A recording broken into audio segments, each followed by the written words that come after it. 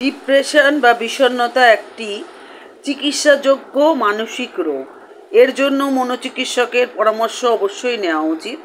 এই চিকিৎসা গ্রহণ করা খুবই জরুরি আমাদের জন্য যারা আমরা ডিপ্রেশনে ভুগি। তো বন্ধুরা, কেমন আছেন? আজকে আমি একটা দারুণ টপিক নিয়ে চলে এসেছি, কারণ এই ডিপ্রেশন বা বিষণ্ণতায় আমরা অনেকেই ভুগছি আজকাল। ইদানিং অল্প বয়সী ছেলে মেয়ে সকলের মধ্যেই এটা ঢুকে গেছে।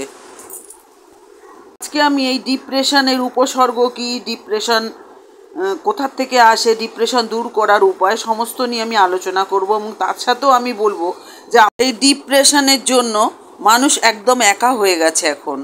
যতই আমাদের কাছে স্মার্টফোন থাকুক বা যাই থাকুক, এন্টারটেন অনেক কিছু আছে, কিন্তু তারপরেও কিন্তু মানুষ অনেক ডিপ্রেশনে চলে গেছে, কারণ আমাদের সময়টা এরকমই এখন। প্রতিটা ঘরেই 4জন ফ্যামিলির মধ্যে 2জন অন্তত ডিপ্রেশনে আছে। মানে এটা প্রতিটা ঘরে আছে, কেউ বলবে না যে আমার নেই, কম বেশি সবার এই ডিপ্রেশন নামক একটা ভীষণ বাজে রোগে মানুষ ভুগছে। এর কারণে মানুষের অনেক ক্ষতি হয়ে যায়, সবটাই নিয়ে আলোচনা করব। তার আগে বলবো, নতুন হয়ে থাকলে অবশ্যই চ্যানেলটা সাবস্ক্রিপশন করে পাশে থাকুন, পাশে থেকে একটু উৎসাহ দিন, কারণ আপনাদের উৎসাহ আমাদের খুব প্রয়োজন। আর অল বটনে প্রেস করে রাখুন, তাহলে ভিডিও দিলেই পেয়ে যাবেন। লাইক ও কমেন্ট করতে ভুলবেন না। তো চলুন আমি সোজাসুজি চলে যাই।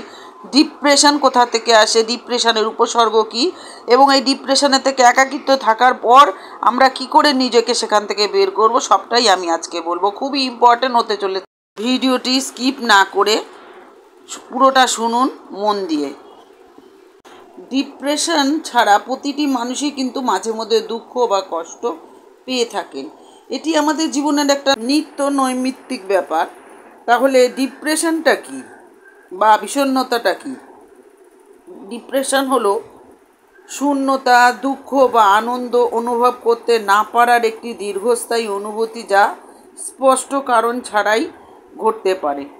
এটি দুঃখ এবং অন্যান্য আবেগ থেকে পৃথক। একজন ব্যক্তি জীবনের কঠিন ঘটনাগুলির জন্য যে কোনো সময় ডিপ্রেশন অনুভব করতে পারে। ডিপ্রেশনের জন্য একজন ব্যক্তির সম্পর্কের অবনতি ঘটে, কাজ করা এবং সুস্বাস্থ্য বজায় রাখা কঠিন হয়ে যায় তার জন্য, এবং গুরুতর ক্ষেত্রে যেটা একদম শেষ পর্যায়ে আত্মহত্যার পথও বেছে নিতে বাধ্য হয় তার ডিপ্রেশনের কারণে।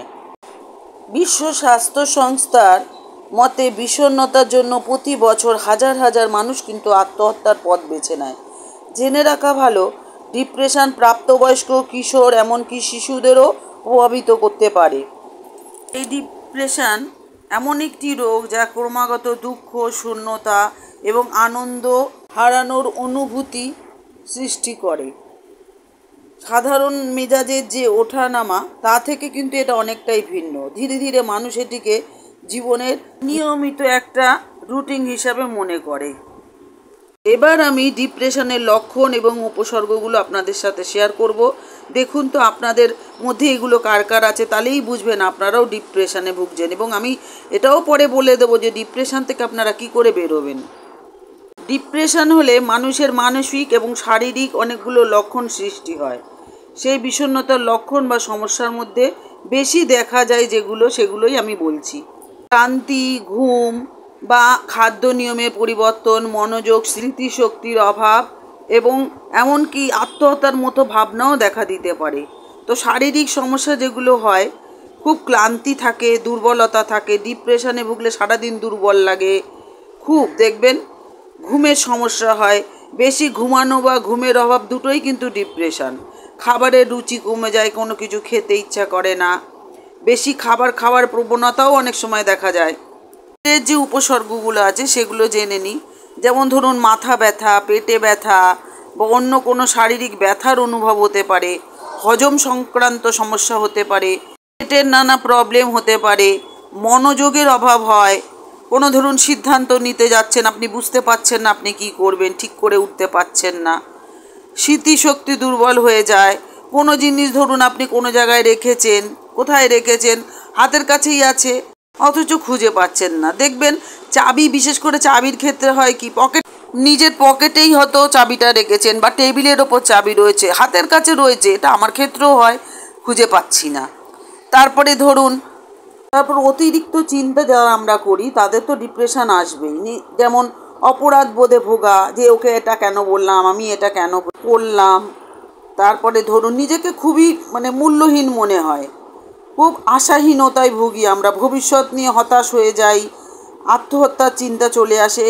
কারণ এমন একটা ভাবনা আমাদের শেষ পর্যায়ে নিয়ে যায় যেখানে আমাদের মনে হয় আর বেঁচে থেকে লাভ কি, এই জীবন দিয়ে কিছুই তো করার নেই, কিছুই পাবার নেই, তো মরে যাই। এরকম অনেক তো এখনকার দিনে ছেলেমেয়েরা এটা ঘটেই চলেছে। ছোট ছোট ছেলেমেয়েদের জন্য বেশি ক্ষতিকারক এই ডিপ্রেশনটা। কোনো নিজের কাজ বা সামাজিক কাজে আগ্রহ কমে যেতে পারে। যেমন ধরুন আপনি কোনো কিছু করতেন, কোনো ভালো কিছু কাজের মধ্যে ইনভলভ ছিলেন, ধরুন আপনি গান করেন, নাচ করেন, আপনার আঁকা ভালো লাগতো, আপনার ব্যায়াম ভালো লাগতো, আপনার ঘুরতে যেতে ভালো লাগতো। ডিপ্রেশনে যখনই চলে আসছে এগুলো থেকে আপনি ডিটাচে হয়ে যাচ্ছেন, আপনার মনে হচ্ছে আমি নিজেকে একা করে নিই, একটা অন্ধকার ঘরে শুধু শুয়ে থাকি, বসে থাকি, এই রকম একটা হয়, খুব ভেতর ভেতরে কুড়ে খায় আর কি। আস্তে আস্তে নিজেকে গুটিয়ে নেওয়ার প্রবণতা বেড়ে যায়। বন্ধু বান্ধব পরিবারের সমস্ত লোকজনের সাথে সম্পর্ক ছিন্ন করে দিতে ইচ্ছা করে, কারোকেই ভালো লাগে না, তখন কারোর সাথে কথা বলতে ভালো লাগে না, মিশতে ভালো লাগে না, তাকে পছন্দই হয় না, এরম একটা জায়গায় গিয়ে পৌঁছে যায়। আর শারীরিক অনেক ঝুঁকি থাকতে পারে, যেমন বিষণ্ণতা, হৃদরোগ, ডায়াবেটিস এবং অন্যান্য অনেক শারীরিক রোগের ঝুঁকিও বাড়াতে পারে। যদি আপনি বা আপনার পরিচিত কেউ ডিপ্রেশনের লক্ষণগুলো অনুভব করেন তাহলে একজন মানসিক বা স্বাস্থ্য বিশেষজ্ঞর পরামর্শ অবশ্যই আপনাদের নেওয়া উচিত। তাছাড়াও কিছু ঘরোয়া উপায় জীবনযাত্রার পরিবর্তন এবং ডিপ্রেশনের মোকাবিলা করতে কিন্তু সাহায্য করে। যেমন চিকিৎসকের তো আপনারা পরামর্শ নেবেনই, কারণ ডিপ্রেশনের সঠিক যে কারণ এবং তীব্রতা নির্ধারণ করবে একজন ডাক্তারই। ওষুধ কিছু ক্ষেত্রে অ্যান্টিপেশেন্ট ওষুধ প্রয়োজন হতে পারে, থেরাপি লাগে, সাইকোথেরাপি বা কথা বলা থেরাপির মাধ্যমেও কিন্তু আবেগ, চিন্তা এবং আচরণ শনাক্ত এবং পরিবর্তন করা যায়। ইলেকট্রোকনভালসিভ থেরাপি কিছু ক্ষেত্রে কিন্তু খুব গুরুতর বিষণ্ণতার জন্য মস্তিষ্কের উদ্দীপনা থেরাপিরও কিন্তু প্রয়োজন। এটা গেল চিকিৎসা ক্ষেত্রে। এরপরে আমরা নিজেরা কি করতে পারি, ঘরোয়া আর কি, যেগুলো নিয়মিত ব্যায়াম করতে পারি, মেজাজ তাতে উন্নত হয় এবং চাপ কমায় মনের। স্বাস্থ্যকর খাদ্য খেতে পারি, ফল, সবজি, শস্যের মতন পুষ্টিকর খাবার খেতে পারি যাতে মানসিক স্বাস্থ্যের জন্য ভালো। সুষম ঘুম, খুব ভালো ঘুমাতে পারবো, পর্যাপ্ত নিয়মিতভাবে যদি ঘুমাতে পারি, একটা টাইম অনুযায়ী ঘুমাবো, টাইমলি খাওয়া, টাইমলি ঘুমানো, এটা আমাদের জন্য খুব দরকার।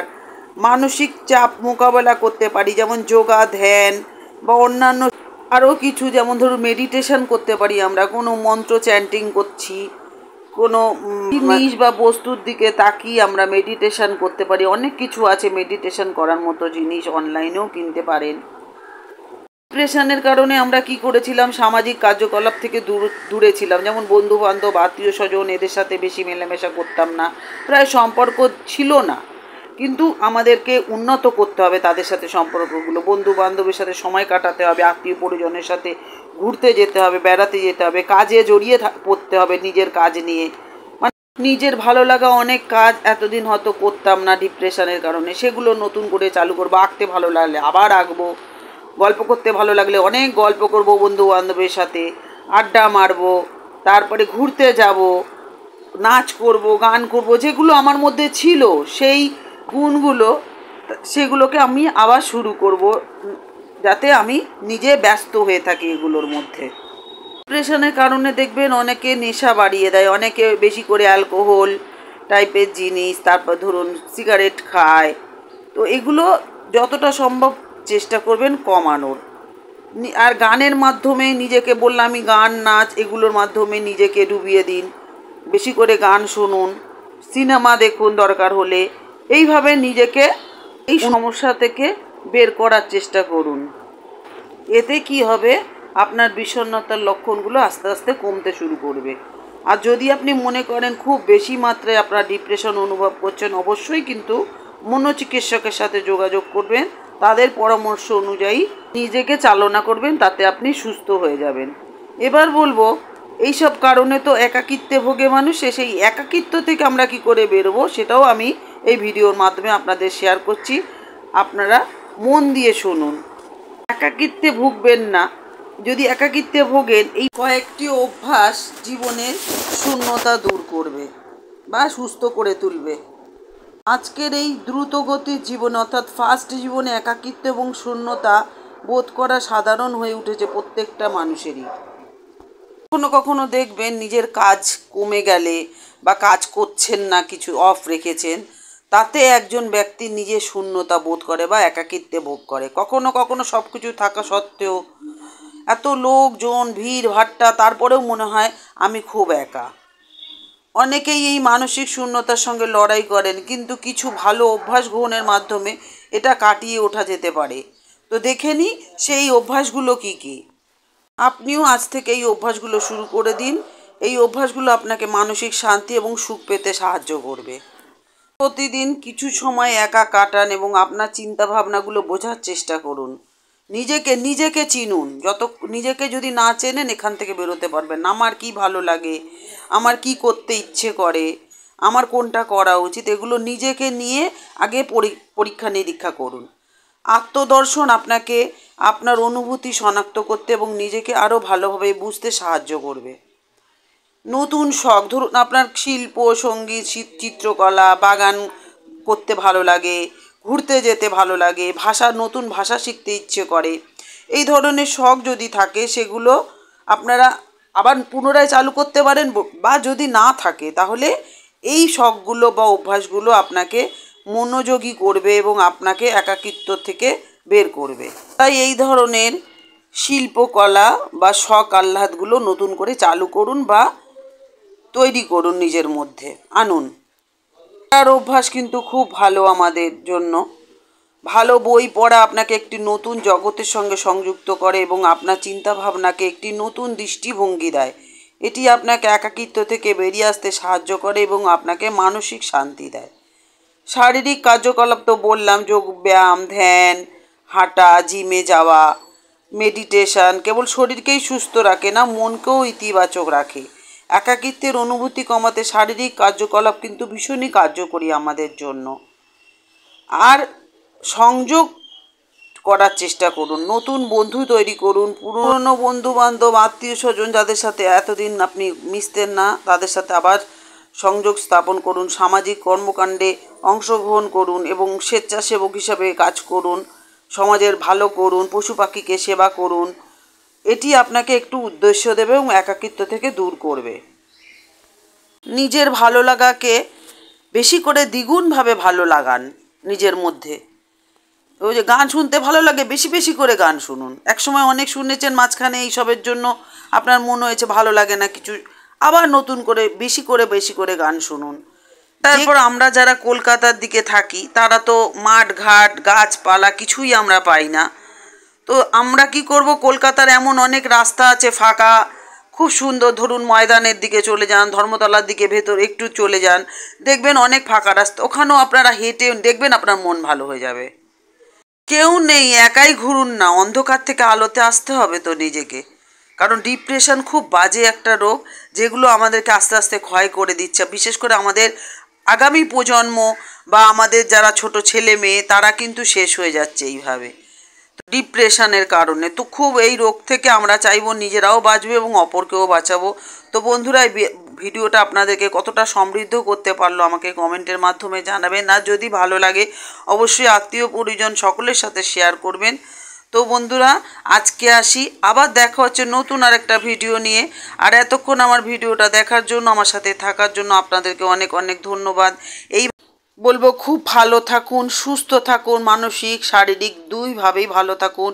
মেডিটেশন করুন, ভগবানের নামে থাকুন, দেখবেন ভগবান সব ভালো করবে। তো আজকে আসি, টাটা, আবার দেখা হচ্ছে নতুন আরেকটা ভিডিও নিয়ে। বিশেষে বলবো, স্বাস্থ্যই সম্পদ। এই সম্পদকে সুন্দরভাবে বুঝিয়ে রাখুন। আর একটা কথা জানবেন, আপ ভালো তো জগৎ ভালো। নিজেকে ভালো রাখবেন, দেখবেন সবাইকে ভালো রাখতে পারবেন আপনি। ভালো থাকুন বন্ধুরা।